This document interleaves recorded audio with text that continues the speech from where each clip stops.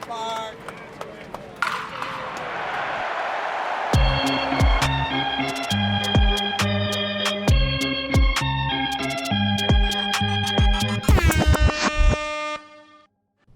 What's up, guys? Welcome back. This is episode 31 of the Bronx Nothing podcast, and the Yankees have just lost 2 of 3 to the Chicago Cubs. We are heading to the All-Star break, 8 games back of first place. Hey! And only 1 game ahead of the Red Sox. We're in 4th place right now. Are we? Damn it. Yeah, Kevin. How you doing, Kevin? Like, besides the Yankees, how you doing? How was your day? I'm hiding myself behind these shades because I'm ashamed. No, I'm just playing. Listen, we go down with the ship. I know you're sad, Mario, but I'm a little bit. I'm not gonna say happy because somebody lost their job. I don't think it was entirely. News is breaking as we're recording that Lawson has lost his job as the hitting coach for the Yankees. I do not think it's all on him. Obviously, I do think he is part of the problem. I'm just gonna say that clear. That's just my opinion. Everybody has theirs. When you respond to questions the way you respond with Volpe hitting a professional 200 and this and that and the other, it seems like you're dismissing the bigger issue that everybody's been talking about, which is this Yankee offense, which we get into depth about because we made Taillon, who's given up 22 runs in his previous 5 starts, look like the ace that we should have re-signed. And, yeah, man, it's a tough series. We should have taken 2, like I said. I don't think we were going to sweep because it's not a bad Cubs team. But we should have definitely won the series, 100%. But to answer your first question, which I did already, but I'm feeling good, bro. Don't worry about it. All-Star break. Got a nice break. Mario, smile, bro. Come on. Give me a little one. No? All right. No smile. Let's just get into the games, Kev. Honestly, I don't think people want to hear us talk about how our days are. Can we smile because Rodon is back? Nah, I'm super happy. I was super excited to see him. I've been looking forward to this day. I was more excited for Game 2 of the season than opening day, and I'm one of the biggest Garrett Cole defenders there are. And, yeah, man, seeing him on the mound in Game 1 in Yankee Stadium, his wife was tweeting out on Twitter, going at it with the umpires and stuff like that. Like, I love to see that, And he cares, man. I was talking about him with one of the Yankee fans, his presence on the mound. I just love how he cares so much, man. And I want more guys like that. I love guys that care about the pinstripes, that they don't take, the pinstripes for granted. Maybe that sounds cheesy, but I don't know, man. It's the Yankee way. Yeah, the Yankee way. So you respect super excited pinstripes. to see him. Yep, super excited to see him on the mound. I mean, honestly, I only think he made one mistake. That was in the top of the 3rd to Cody Bellinger. What a mistake, though. A loud mistake. But a future Yankee. I was going to say that, Marion. Listen, it's a bittersweet. It may be bittersweet because, listen, he may be a Yankee. We can see what he can do in Yankee Stadium. I don't know how you feel about him. I would like to see him in pinstripes. I mean, it would be he would be making rental. A rental. But listen, I don't think the Yankees. How do you feel? I think we're 1 or 2 maybe bats away from being solid, bro. Because listen, Judge is not here. We were able to put up some runs here and there. It's just that when this offense is bad, it's bad, and it's bad to watch. But having that mix will create better situations, and not having and also we keep saying the same thing, which going back to the Lawson issue is my main thing is that the Yankees play around with these lineups so much. We rest so much guys. We see how well this team plays when our best guys are on the field. So that's it. And Lawson is the hitting problem, but the lineup construction, who's playing, who's resting, that's still not on Lawson. So I think it's a whole culture change slightly that needs to change. But going back to that mistake, man, Bellinger rocked that second deck on the porch. No doubter. And, bro, Rodon didn't pitch bad. I didn't think he was going to pitch 5 innings. I was hoping 4 innings, 70 pitches, a couple Ks. He had 2 walks, first start out, a lot of fly balls. I was picking up on that. 2 strikeouts, 4 hits. The one that kind of killed him in the 5th, he was talking about after the game, where he was pretty pissed off. Horner got him. He just, good piece of hitting there, hits it the other way for an RBI single in the 5th to make it 2-0 with 2 outs. That's why it hurt so much. But yeah, man, it wasn't even on him. Ron didn't do good in the 7th. He gave up 2 hits, double to Patrick Wisdom to make the score 3-0. And I mean, listen, I don't really think the pitching was the problem. Just the Yankees couldn't hit. Had 2 hits on the day, 2 singles, one from Gleyber Torres and one from Franchi, and that was it. The Yankees had 2 hits on the day. Reiterating what we've said in previous episodes where our pitchers need to be perfect. They have that sense of urgency where if I gave up more than one run, or maybe if I give up a run, it's too much. And pitchers should not pitch that way, man. They just shouldn't. And yeah, it's gonna take a toll, and we're seeing it. I mean, Ron hasn't looked like Ron for a while. Kinger seems to be back, which is nice, but Ron, man, Ron's struggling, and we'll see more of Ron throughout the series. But yeah, good. I'm just gonna say to recap this game, I really liked how Rodon pitched. This is his first game back. They have some hitters in that Cubs lineup, so he looked fine, man. He looked great, honestly, for it to be his first start back. And I'm excited for more, man. And we're gonna see what the Yankees are gonna do because Sevy ain't pitching too well. It's gonna be fun, a fun next few days to see what's gonna happen with that starting rotation. Yep, should be exciting. Definitely, love to see. Come on, Mario, give me more. Our staff out there. No, I love to see our staff. I'm super happy about Listen, man. Rodon and everything, and Cole. Hopefully in the playoffs. I know it's not looking good right now, but. So holding hope that we make it. So, Rodon, Cole, that 1-2 punch is deadly, man. I still think it's one of the best in the league, and I'm happy to see those guys go on Friday, I believe, in Colorado, and then on Sunday. So I'm excited about that. Let's go into game 2, though, Kev. Yes, sir. Because Garrett Cole was on the mound in game 2. Oh, boy. And listen, we always talk about, run support for our guys early. You don't want them to have to pitch worried about giving up. If they give up one run, the game's over. They're not going to get the win, or they're worried about losing. And the first, man, Big G, we needed him badly with a moonshot. I think it was 447? I haven't seen a ball hit that way in Yankee Stadium. It was 118 off the bat. Yeah, insane. He's not human. He's not human, and I've been dying for him to get going. Yeah, we need him. We needed that badly. That was a big home run for Big G. And then in the second, as much as you hate him, Kevin, big homer by JD. I don't know how he hit that out. I don't hate JD. I don't hate him, bro. If he's going to be in the lineup, which the Yankees seem to push, I want him to do well. I just don't. But I will hate him in October. That's what I mean. No. You know what I mean. I've admitted to you, it's time. I still support the guy. I support all Yankees, but yeah, big homer from him there in the bottom of the second. And then listen, the Cubs got a run back in the third. They hit a double off Cole to start off the inning. I think it was Mastroboni or something, and then Nico Horner with an RBI ground out to make it 2-1. And that was kind of the only mistake Cole made. Besides, we'll get into it later. He made another mistake later in the game, but he was pretty good up until the 8th inning. We were talking about this, Kevin, during the game. Bottom of the third, the Yankees get it right back for him, Harrison Bader. Yep. Bases loaded double, huge double there to give the Yankees a 4-1 lead. And although they didn't score anymore after that, listen, he's been unbelievable with guys on base, Bader, for us. 12 ever since he's worn the pinstripes. 12 for 30, I believe. So he's batting 360 something, 380, 360. We needed him, and we didn't get him for his bat. And I said I have a feeling that he's gonna be better offensively with us. I mean, hitting is contagious. You got guys like Judge in the lineup, Rizzo when he's on, Big G, and you're gonna want to smack the ball. So, man, Bader and with that mouthpiece, man, like he said in MLB tonight, man, it relaxes him. He feels he can focus more and stuff like that. Those are little things that, as fans, we watch when our guys are on here and we hear different things and we pick up different things. And that's why I said that I think he was going to be better offensively than he was in St. Louis. And, man, has he been?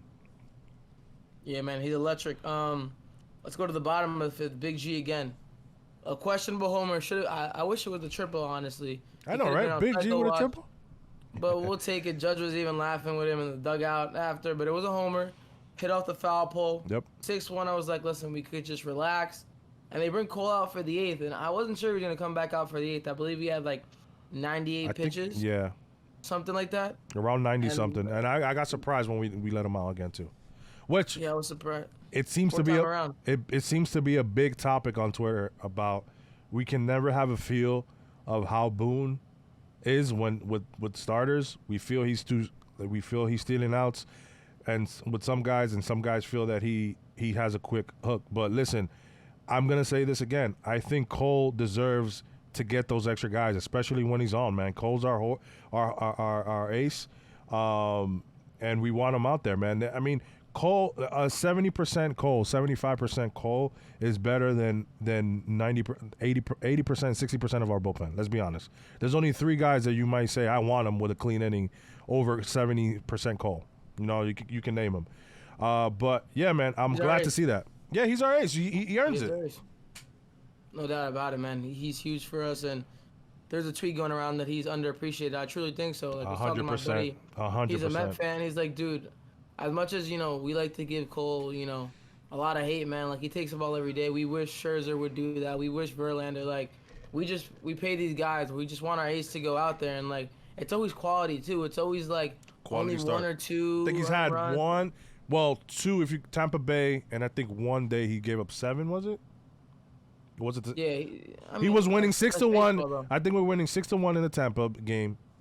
Then another game he gave up. He's had, but listen, how many starts has he had so far? And he's given up 2 bad starts. And one of them, people were arguing where he had 100. I believe it was the Tampa one where he had 100 pitches or so, and then maybe we should have taken him out. And I think I argued that as well, but I argued that because of his body of work the days before. He had pitched over 100 pitches against Texas, against another team. So when you put all that together, then yeah, that should be part of your decision making, you know. But in this case, Cole's been on ever since, and he goes out there every 5 days. He takes that ball, and the Yankees feel so good when he takes the mound. So, I mean, he's very underappreciated, not talked about enough. And it's excited to see that he may start the All-Star game. Framber's out. I mean, we'll see about that. I'm not sure. Apparently, the Yes Network was talking about it today, how I think he's just going there. Him and Judge are just – I think he's just going to go there, just represent the Yankees, but not play in the game. But let's go back to the game, Kev. That was Cole's last pitch, the 2-run homer he gave up to Mike Tauchman, former Yankee. I'm sure you guys know that. They brought in Michael King, and he got 5 outs, man. Good job out of him, King. No strikeouts, but looked nasty. He did look nasty. He got a couple bad swings from them, which is always good to see, man. And just, like we said, another quality start out of Cole, and Michael King closes the door for the Yankees. Yankees win 6-3, and that sets up today's rubber match, Domingo Germán versus Kyle Hendricks. Want to get right into it, Kevin, or anything else you got for Game 2? Yankees 6-3 win. I was saying King is back. I mean, I have him on my fantasy, so thank you, King. I needed that save. But yeah, that being said, I was gonna shout out Torres with 2 hits in this game, Stanton with 2 big ones, loud ones. And yeah, Josh Donaldson with a solo shot. You said it as well. Yankees put some runs on the board. Listen, when we homer, we feel good, right? That's not the case for Game 3. Take us there, Mario. Yeah, let's go to Game 3. Listen, started off well. Rizzo with a double in the first, RBI double to give the Yankees a 1-0 lead, and we didn't get much until the 5th. And Domingo was cruising. He hadn't given up a hit up until this moment. And Seiya gets him, man. I was thinking about Seiya, like, at the signing. A couple Cubs fans were telling me, like, dude, like, I don't know why we signed him. He hasn't really been that great for us. And then he homered, which was shocking, man, you know, because they were hating on him a lot. But huge homer for them there to tie up the ball game. And then the 6th, Volpe, man, he is unbelievable from that 8 spot, Kevin. I know the Yankees have been moving him kind of. He was 8. He was leading off at one point. I mean, listen. Morel's all over the place. Yeah, he's been playing all over the place. So, or hitting everywhere in the lineup. Like, just keep him at 1 spot, man.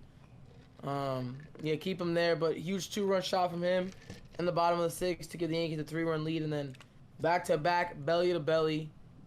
Higgy with a solo shot, 4-1, and we were feeling good. Domingo Germán comes back out, and this is where the game we kind of lost it here, Kev. So he walks Hap on a full count, and they take him out of the game. He had 74 pitches, I think they said, Kev. 74 pitches. Ron Marinaccio, or was it Ian Hamilton? Yeah, excuse me. He walked Ian. He walked Hap, and then we switched him out right away. Yep, switched him out right away. 2 men on, and listen, Ian didn't have his best stuff, but he should have gotten out of the game with a double play. And Gleyber Torres botches it, man. And straight up, that just can't happen. I saw some people saying that he's not a rookie anymore. He's not. He's one of the veterans on this team, and he got to set an example for these other guys. Like, even if it was Volpe, we'd be upset, but we kind of understand that, you know, he's a rookie. But out of Torres, man, especially, you know, Yankee fans are loud, especially when he makes that error. Like, that can't happen, and it was costly for us, Kev. Listen, Uh, we're gonna be loud no matter who's out there. We were talking about it. Bauer's play against the Orioles. I mean, it just seems to be louder with Torres always because a lot of people, I feel like maybe like 20% of the fan base really doesn't like him anymore. And listen, I think it's clear that the Yankees don't want to keep him. I mean, I haven't heard it. He'll be gone there. Yeah, so I mean, it's a matter of time. But also, I just want to say to those fans, be ready for who's going to be there. We don't know who's going to take that spot. No matter how much you want, yes, he does make some boneheaded moves sometimes on the bases, and he does some. I think he's too confident sometimes with his glove and second, where he makes some of those easy plays and he makes those errors. But and I wanted to say one thing real quick about him. People were coming at me for saying I think he's Robbie Cano. I never said Gleyber Torres is Robbie Cano. All right, I never said anything along the lines of he's like Robbie Cano. Robbie Cano won a World Series here. Gleyber Torres has made it to an ALCS Game 7 here. He's never made it to a World Series and never played in a World Series. All right, so no, and he's never had real quick, and he's not close to the player Cano was. No, exactly. So yeah, I just want to put that out there. So I think where you say, I think I see the similarity in them is their attitude where they were too relaxed. I see that from Gleyber. Like Cano would make plays look easy, and that's just the way Cano was. And when he made mistakes, it would look like he didn't care or he was just like going through the day. But that's how he was, and I feel like Glaber's the same way to an extent. Where sometimes, and even in the base paths, it pans out like the day he hustled from first to home on Stan's hit, and some days where he just forgets that there's one out. And listen, there are Major League Baseball players that shouldn't happen. I 100% agree. But what I'm telling people is, a lot of people want to blame him for this game. There's enough blame to go around. Look how Marinaccio pitched. What's the guarantee that how did we lose the game? 7-4. So our bullpen gave up how many? 3 runs after that. Yep. So what are we saying here? I mean, I don't like to say that we lost the game because of Gleyber. Was it a bad play? Yeah. Can you want to blame more than 50% on Gleyber? I 100% agree. But you can't say that we lost the game because of Gleyber. There's enough blame to go around. You can also argue that Boone took out Herman a little early. You can also argue that our bullpen wasn't gonna hold on to the lead. I don't know why we went to round Marinaccio there after how he looked on Friday. But again, we have 7 days rest, 6 days rest. So why not use your high leverage guys, which Ron has been one of those guys. And listen, there's enough blame to go around. That's all I'm saying. We're not here because a lot of Mario. I know Mario. A lot of people want to come at Mario because Gleyber. He's vocal about Gleyber being one of his favorite players. All of us have favorite players. Some of you guys just don't like to talk about it on Twitter and hide it, and you're too afraid. Listen, you live and die. You got favorite players. Sometimes you make excuse for the players. Sometimes you doesn't. But it doesn't matter, right? At the end of the day, we're all Yankee fans. Why come at somebody else saying that this is the reason why? Yankees are the way they are. No, the Yankees don't. If we sit down and we all look as fans, the Yankees honestly do not give a flying fuck about what we think. We've been vocal so long about playing younger guys, about bringing up Peraza and all this stuff. It takes them months and months, and they don't even bring up the guy that we want. They bring up somebody else to make it look like they're not hearing what we're saying as the Yankee fans. So let's not sit here and be the bigger fan and say this is the reason why the Yankees. No, it's not. They don't care what you and me say, unfortunately. They have a process. They have a plan. We're here to expose it, to talk about it, to opinionate about it. But at the end of the day, they do what they want. So, 100%. I know it's a lot, Mario. Sorry. No. I agree with most of what you said. But I will say this, like that error kind of took the air out of the building. The ground out. I mean, listen, they got a ground out. It has to be made. It has to be made. 2 guys out. Yeah, no question about it. Or 1 out. Or 1 out. You bobble it, you still got the out at first or something. Yep. Something had to be made there. At least you get 1 out there. I mean, it's just an error that can happen. We've said that a million times. So let's go to Yan Gomes. Yan Gomes that was kind of the backbreaker. That pretty much, it felt like we were losing the game. And we had him on 2 strikes. A blooper, yeah, and he hit Tommy, man, and he hasn't given up a run all year. And it doesn't go to his line. No. It goes to Ian's line, but it's just. No, to Marinaccio. Tough, man. Marinaccio was the one who walked everybody. Yeah. No. Yeah. Excuse me. Yeah, you're right. No, it was Ian. It goes on to Ian's line because you're right. Marinaccio came in the 8th. But yeah, just that's weird. It's weird seeing Tommy get hit like that. Even though it was a bloop, he hadn't gotten hit all year, so it was super weird. Let's go to the 8th when Marinaccio came in. So he gave up a single to Actually, Talkman. hold on. Actually, looking at MLB the app right now, it goes at not as an earned run either because of Glaber's error. So Okay. it's just on the line, but it's not an earned run for Ian either. So Okay. All right. That works too. So let's go to the 8th. Like I said, Talkman led off with a single, and then Marinaccio could not find his own. I think he walked 2 guys straight. both guys on 4 pitches. I'm pretty sure it was on 4 pitches. No, he gave the last batter. He threw a was, strike? and no, and the building went like yeah, they the fake cheers. the fake the cheers, yeah. Fake cheers. Yep. The Bronx is brutal, man. They brought in Clay Holmes, and we talked about it. You got to give these guys a clean inning. Sometimes it's tough when they come in with guys on. They had a 5-man infield. Seiya Suzuki does the job, sac fly, then a wild pitch to make it 6-4. And then they get another run in the 9th with a Barnhart RBI double. And the Yankees lose 7-4 and go into the break 8 games back of first place. And they are out of the playoff picture. And right there, Mario, some people were saying why did Big G throw the third home? He should have thrown the third, keep that runner off there. He had no chance at third. I know he didn't have a chance. I'm just saying some people said. I don't agree with that either. I mean, you try to make the play at home, but also I mean that wild pitch from Clay. Listen, that's Clay. Clay will give you one of those every here and there. Just sucks that we're other people on. I mean, it's always nice. I mean, I found it weird that when we always say, Boone says this enough, where I bring my best guy against your best guy, why not bring in Clay Holmes for the top 3 of the order instead of putting Ron out there? That's just me, because I mean I'm assuming those are the best guys, right? Top 3, yeah. Or maybe he wanted to face the middle of the order. I don't know. Yeah, I just wanted to point this out real quick. Sorry that if it seems like I'm looking like elsewhere, I'm looking at the updates from Twitter right now on my computer, and they say that the hitting coach is going to come from outside of the organization. They're going to keep the 2 assistant hitting coaches, right? But they're bringing the hitting coach that's coming in now, that's taking Dylan Lawson's job, and he's coming from outside of the organization. So, if that makes you excited, yeah, man. I mean, how does it make you feel? Honestly, at this point, man, I still believe in the team, of course, but we just need we need some production out of certain guys, out of certain positions, including guys. We're not getting anything from third base. Rizzo since the Tatis injury, we've said this a million times. He hasn't been right.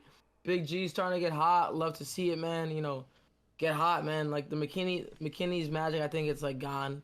I mean, he had a little blooper today for a hit, but I think that magic is gone. Jake Bowers is hurt.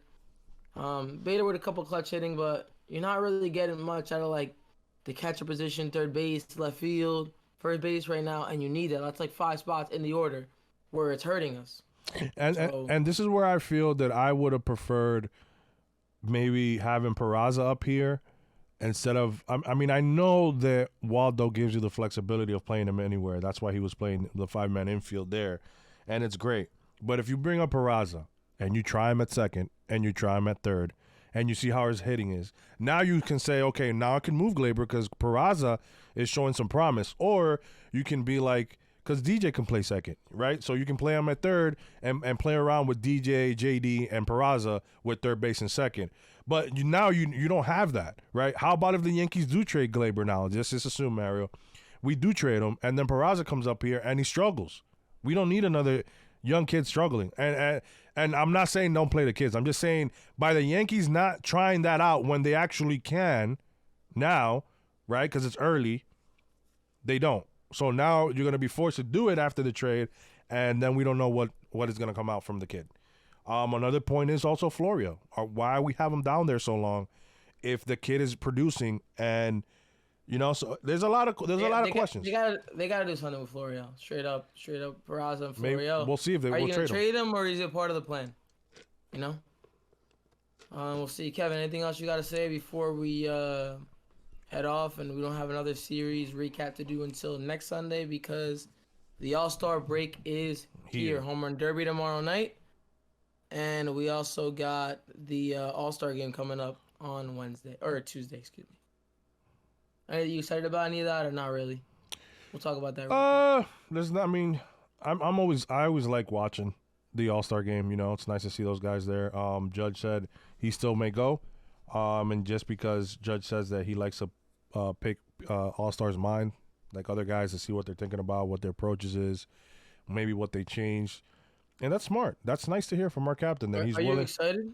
Are you excited? I'm not. For, I'm like, not the home run 100% derby? the home run derby. Yes, there's a few Dominicanos de los míos that are gonna be there.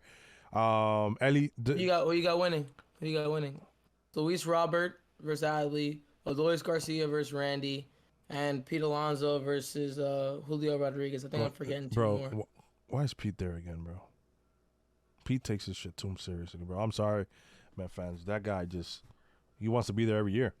I'm gonna go with De Lo Mio. I'm gonna go with Julio first, but I'm taking Luis Robert second. The way he's swinging for the fences. Mookie Betts and Vladdy. That's the other one. Yeah. But Vladdy. I'm sorry, bro. Vladdy, tú hablas demasiado, Vladdy. No. Julio's my guy. Pete's gonna win it. I think Pete's gonna win it again. Always, Pete. That's why I want Julio to take him out in the first round. That's it. We don't got to deal with him meditating. He's playing him in the first round. Is that what you said? Oh, Pete will be hated if he takes him out. That'll be like fun just to watch. Fun. Like, I mean, it's gonna be fun. We'll definitely be on watching it on Twitter. I mean, it's nice to see that. And the All-Star game. I'll tune in. What do you have any picks? I said Julio number 1, Luis Roberts 2. Who you got? You think Pete? You said? Yeah, I think Pete's gonna win it again. Probably. Okay, not a surprise. I think Adley's gonna knock Luis Robert out, like hit like 25 homers, and then get tired after the second round. So let's see. Yeah. That being said, the Yankees don't play until this weekend. Versus who? They'll be in Colorado. They head to the West Coast, and then they play the Anaheim Angels. And that was another thing where people were saying, like, Herman had 74 pitches, 75, and he's not playing in the Colorado series. He's starting in Anaheim. I still say Anaheim. It's against the Angels.